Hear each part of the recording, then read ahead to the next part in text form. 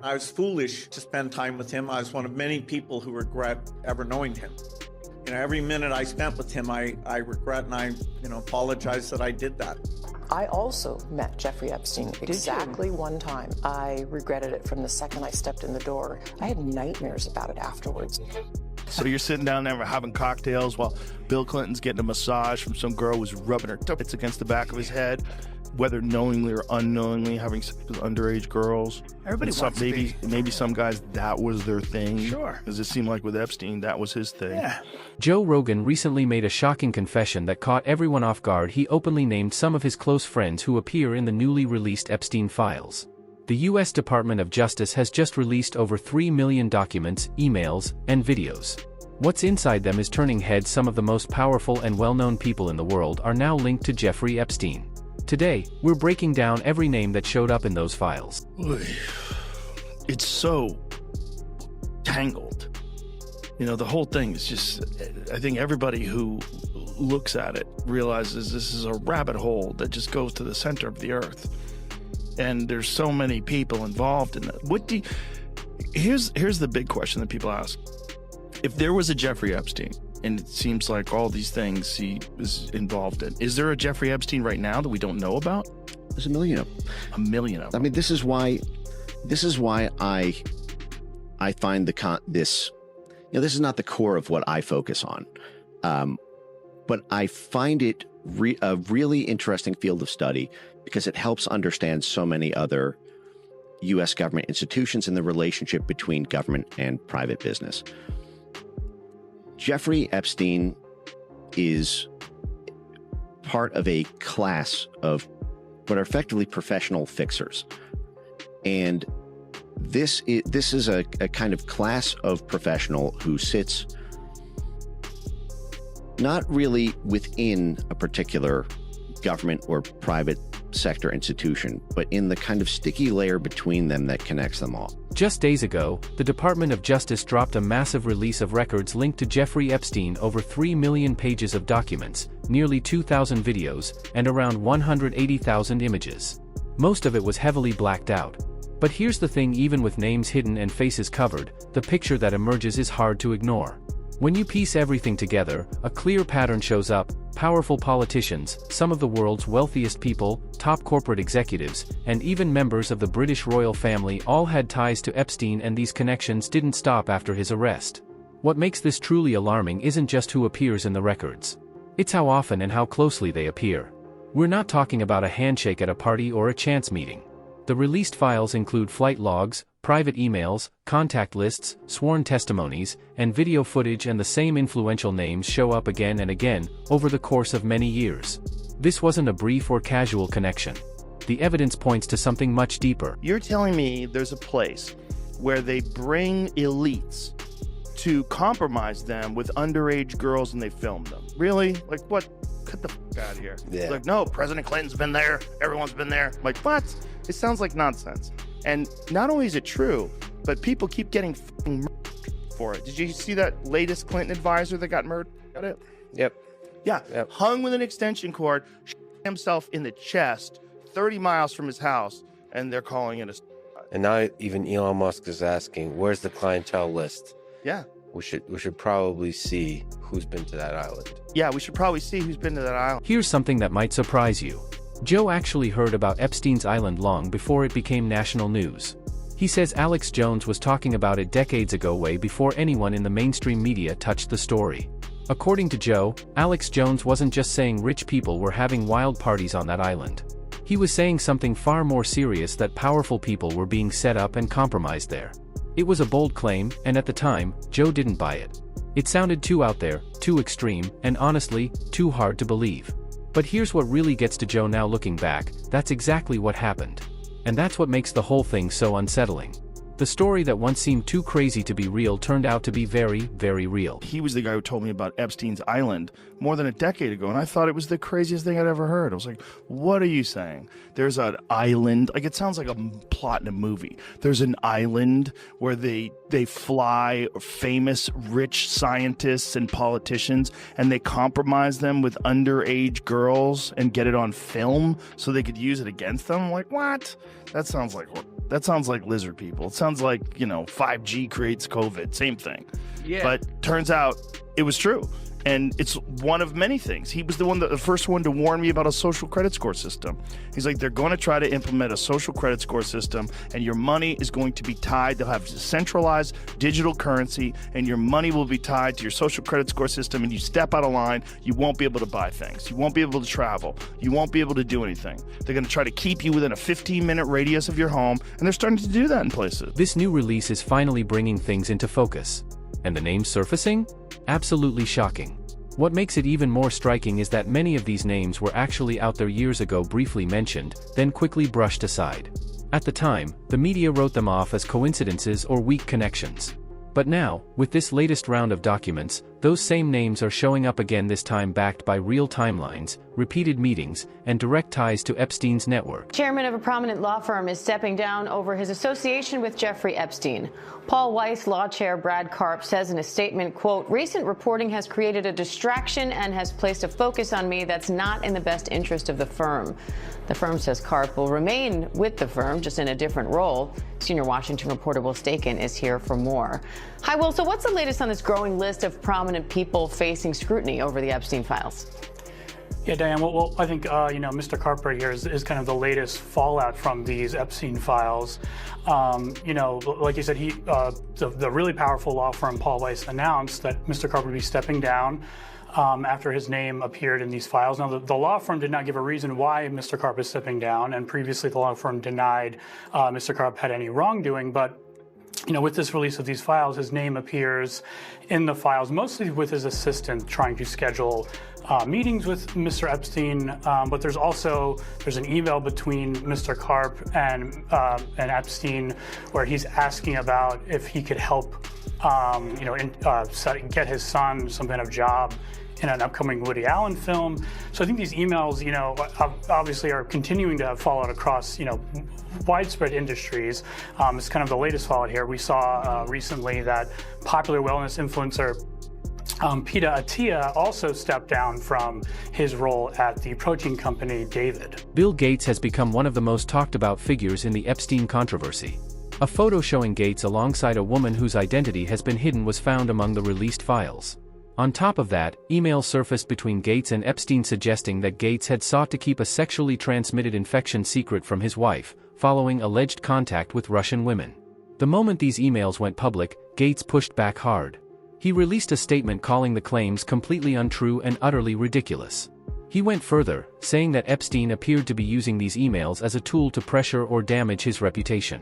Adding more fuel to the fire, a 2013 email also alleged that Gates had arranged for antibiotics to be given to his then-wife Melinda, apparently as a precaution in case she had been exposed as well. Listen to Melinda. True that I was only at dinners. I never went to the island. I never met any women. And so, the more that comes out, the more clear it'll be that although the time was a mistake, it had nothing to do with that kind of behavior.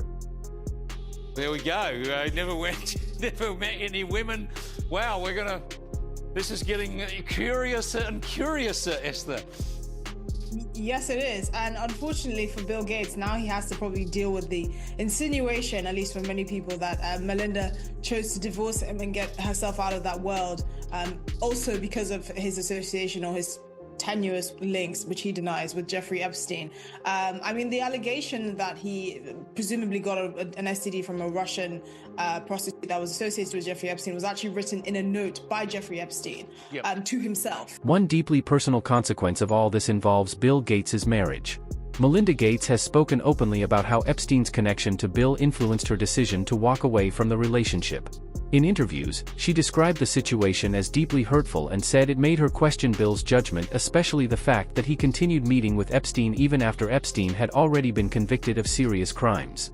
For her, those were warning signs she simply could not ignore. I also met Jeffrey Epstein exactly one time. Did you? Yes, because I wanted to see who this man was. And I regretted it from the second I stepped in the door. He was abhorrent. He was evil personified. I had nightmares about it afterwards. So, my heart breaks for these young women because that's how I felt. And here I'm an older woman. My God, I feel terrible for those young women. It's awful. Everyone named in these files seems to be telling the exact same story that Epstein was trying to extort them. They claim he deliberately gathered emails, personal information, and damaging material to use as leverage over powerful people. And honestly, at first glance, that explanation doesn't sound completely far-fetched. Epstein was clearly connected to some very influential individuals, and multiple witnesses have confirmed he had a habit of recording and documenting everything around him. But that's where things stop adding up. If Epstein was truly blackmailing all of these people, then we have to ask the obvious question: why did so many of them keep going back? Why were they repeatedly meeting with him, and how did he continue to have such easy access to them? That's the part that doesn't quite fit the story they're selling. Joe has a pretty compelling theory about exactly how this was playing out, and it's worth paying attention to. Let me just get real and say, if I gun to your head, what do you think your best assessment of what Epstein, who was Epstein, who was he working for? Well, I don't know, right? So I'm just guessing. Everybody wants to say he was working for the Mossad. He very well could have been. He could have been working for the CIA. He could have been a guy who was on his own, but also working with them, right? Like a guy that they used, but they never fully endorsed. Like an asset? Yeah. Yeah. And a guy who could move money around. Right. He definitely... Good at laundering money. The moving money around stuff was very weird because he had money through no way that anybody could ever explain. Yeah. He had an enormous amount of money through no way that nobody could ever explain. Which, if you're state-funded, you're funded by Israel, and Israel's funded by America, and there's also NGOs and nonprofits, and there's ways to move money around where you can give this guy money. Yeah. So he was like Weinstein, who is an economist, right? Weinstein's a legitimate mathematician. Eric? Yeah. So when Eric met him, his first inclination was he was a fraud. He's a construct. Yeah, a construct. And did he tell you the whole story about the girl sitting on his lap? Yep. So Epstein, while he's meeting with Eric Weinstein for the first time, has a beautiful girl sitting on his lap, and a woman, I shouldn't say girl. He said she was like in her 20s, and she's sitting on his lap, and he's bouncing around, so her tits are juggling around. While he's asking math questions. Yeah, talking serious. So he was obviously nerd fishing. He was fishing for nerds, and I think he caught a lot of nerds in that net. Epstein didn't operate alone. Nobody builds friendships with royal families in Saudi Arabia and England overnight. That's just not how the world works. The idea that an ordinary accountant somehow walked into rooms filled with royalty, world leaders, and billionaires all by himself? That doesn't add up. People like Epstein don't accidentally end up in those circles. They get brought in. These kinds of connections are carefully arranged through trusted contacts, behind-the-scenes brokers, and powerful institutions that have every reason to keep certain people close and certain information quiet. Royal families don't open their doors to just anyone in finance. Someone they already trusted had to make that introduction. Someone had to vouch for him.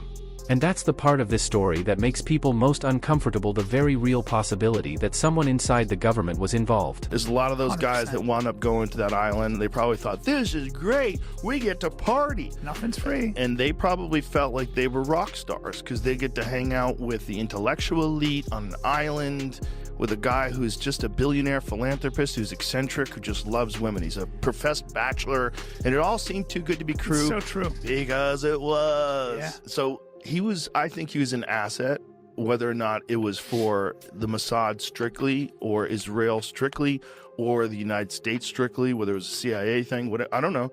But I think it was probably a part of a blackmail compromise effort. Yeah. Because those guys... there's a fucking dirty secret about these people that are in Congress, and they party, okay? They're regular guys and regular women, and they're in their 30s or 40s or whatever they are, and every now and then they do coke, and they get drunk, and they... Human beings. Remember that DC madam that had a whole book of people, and then she wound up committing suicide? She said, I'm not suicidal, and... See ya. Yeah.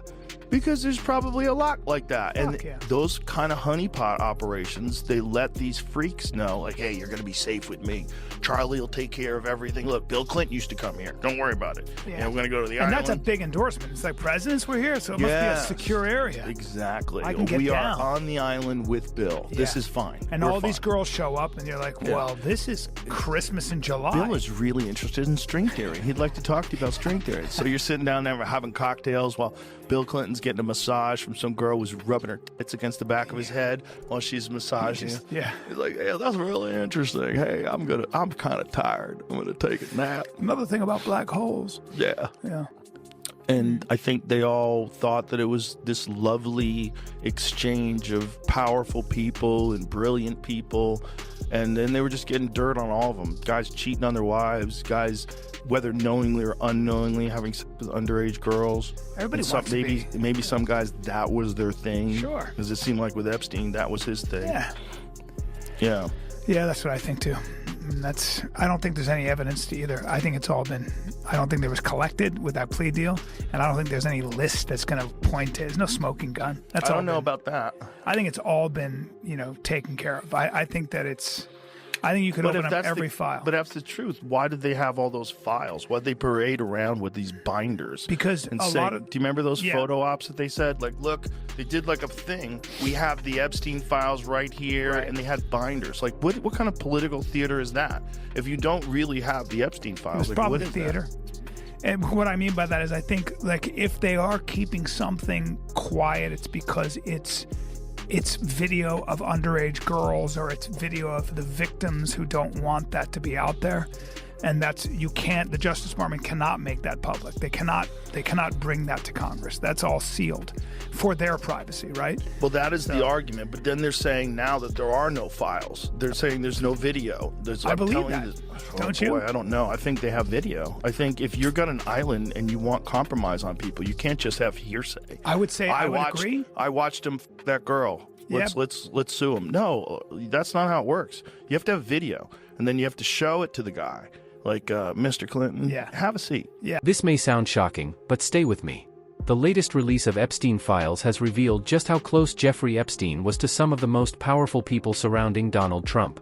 Trump himself denies any involvement and says he cut off contact with Epstein long ago, but his name still shows up hundreds of times in these newly released documents.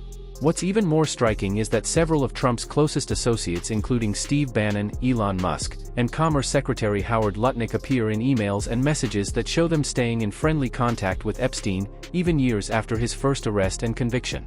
Elon Musk's name comes up repeatedly in emails dating from 2012 to 2013.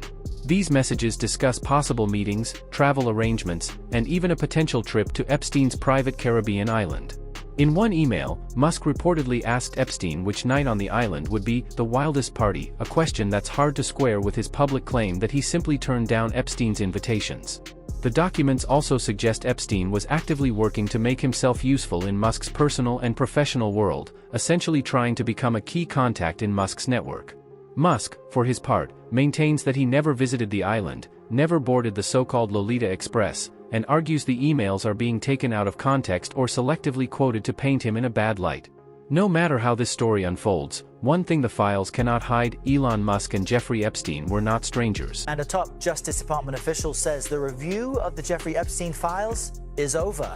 The same official indicated there would be no new charges. Now the Trump administration is facing backlash from Epstein survivors and Democrats. This was California Congressman Rogan yesterday. There is a demand for elite accountability, but the survivors' lawyers that I've talked to have said that the survivors are still upset. They're upset that many of their names accidentally came out without redactions, and they want to make sure the rest of the files come out.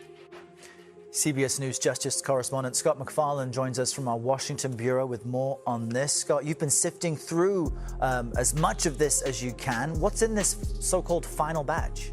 It's a process. We're still working through millions of pages here, Errol. And it's worth noting these were released more than 40 days after the legal deadline for the Department of Justice to do so. No one besides Epstein and former associate Ghislaine Maxwell has been charged, but the Department of Justice insisting its work is done has only fueled more controversy. Joe brought this up as well. The government's behavior around releasing these files has been anything but confident. It looks more like stalling than transparency. His point was simple: if there was really nothing to hide, everything would have been released at once, in full, with nothing blacked out. But that's not what happened. The documents have been trickling out slowly, piece by piece, full of redactions, missed deadlines, and explanations that raise more questions than they answer. And even after Congress formally ordered the release, the Justice Department still fell behind schedule and openly admitted that a significant amount of material was still being held back. The Epstein releases, like before we got started, first of all, the photo dump and the emails, nuts. But it's also they're doing it so slowly. Like, you guys have had this stuff for a year. And we were promised multiple times, it's coming, it's coming. Doesn't it seem like you could just throw all that into AI at this stage of the game? Yes. And just redact the names of the victims and let's go? Yeah, of course. It seems like that would take 5 minutes. I mean, it feels like, you can't help but feel like the administration is just like watching their back, and that's why it's happening. Watching someone's back. Yeah. I mean, it's all speculative why they haven't released it, but it's not good. It's not good for everybody's confidence. No. It's not good that this thing was going on, that they had this bizarre blackmail operation running. That's very weird. Very strange. Very weird. But it kind of makes sense. Because if you're a 60-year-old billionaire and you're a freak and you like to get your freak on, but unfortunately you're a gigantic software developer and everybody knows who you are. Yeah. Like, it's hard to get your freak on. Well, that's the thing is, it makes sense when you go like, oh, some of these dudes really liked visiting that place. Yeah. It's like, that's the only place they can go. Right. You can't go anywhere else. Right. And that's why they set it up for them. Yeah. Eric Weinstein said that to me once. And I was like, oh, okay, that makes sense. If you're the former president of the United States, you can't go to a nightclub. Yeah, he said, I think there are people out there that provide experiences for certain people that have a hunger for them. Yeah. I was like, of course. And that's also how they compromise people too, right? Oh, yeah. That's how they get you to vote the way they want you to vote and play ball. Bobby, we got video, you sucking a dick. Yeah. Yeah. What do you want to do? What do you want to do? Yeah. Because, I bet all those people have something on them. That's how they stay in the game. They have to. It's like skull and bones. You got to suck the dick. Well, look at otherwise we can't trust you. For the Epstein shit, look at the level of people that we're visiting. I mean, it's all at the highest level of influence, power, and fame. Yeah. And so you go, yeah, this dude wants to do some wild shit. You can't go to Cheetahs and get it done. You know? Yeah. You can't do it. He's got to go somewhere. Yeah. What sounds good? A private island. Yeah. He can't just order up a call girl. It's too risky. Where are you going? I'm going to Captain Billionaire's house to suck his dick. I do it every Tuesday. Plus, I'm on meth. We've barely scratched the surface of what these files actually contain. The conversation even touched on the Pizzagate theory, and here's why some people are bringing it up again. When you start connecting the dots, flight logs, visits to a private island, emails, and documents that were never fully blacked out, certain patterns start standing out. Patterns that most major news outlets haven't spent much time covering. The recently released Epstein Files have put Pizzagate back in the spotlight. Why? Because across millions of pages of documents, the word pizza shows up nearly 900 times. Now, Pizzagate was largely dismissed after a dangerous incident in 2016 at a Washington, D.C. restaurant called Comet Ping Pong. But these newly surfaced emails show Epstein and people close to him repeatedly using the word pizza and other everyday phrases over the years in ways that some find hard to explain away. Certain online communities believe these words weren't used casually.